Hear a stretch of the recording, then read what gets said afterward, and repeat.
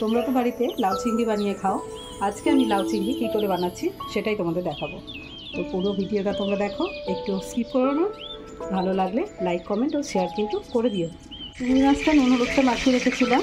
এবার এই চিংড়ি মাছটা কিন্তু আমি তেলের মধ্যে দিয়ে ভেজে নেব।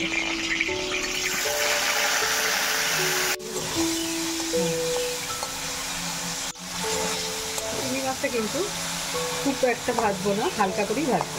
বেশি ভাজলে কিন্তু চিংড়ি মাছটা শক্ত হয়ে যায়।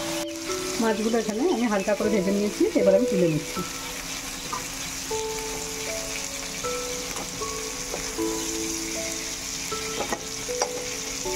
মাছ ভাজা তেলের মধ্যেই আমি দিয়ে দিচ্ছি একটা তেজপাতা, একটা শুকনো লঙ্কা, জিরে গুঁড়ো দিয়ে দিচ্ছি, রসুন বাটা, আদা বাটা।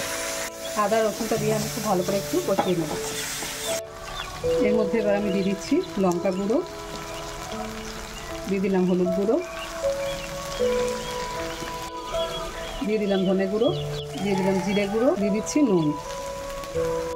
অল্প একটু জল দিয়ে মশলাটা ভালো করে কষিয়ে নেব।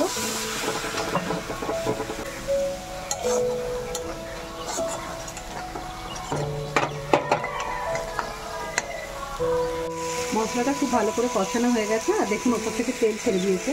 এবার আমি দিয়ে দিচ্ছি লাউটা আমি অল্প একটু ভাপিয়ে নিয়েছিলাম।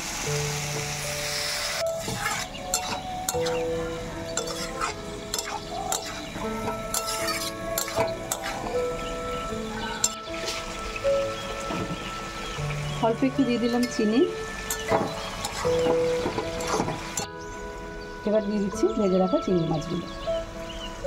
সব দিয়ে আমি আবার একটু ভালো করে ভেজে নিচ্ছি।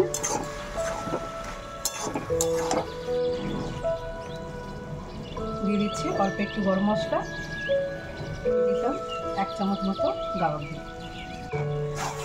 ভালোভাবে আমি নেড়ে চেড়ে নিলাম, দিয়ে এবার আমি এটাকে নামিয়ে দেবো।